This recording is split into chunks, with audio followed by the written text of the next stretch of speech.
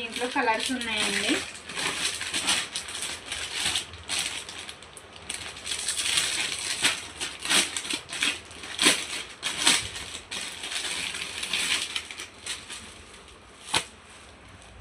Blue colour,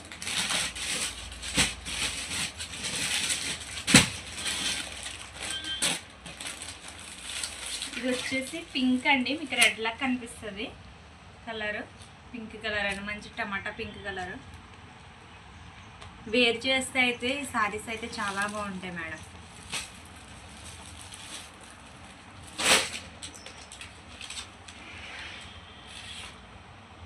photo అయితే మీకు ఇట్లా వస్తుంది, ఒకసారి చూడండి.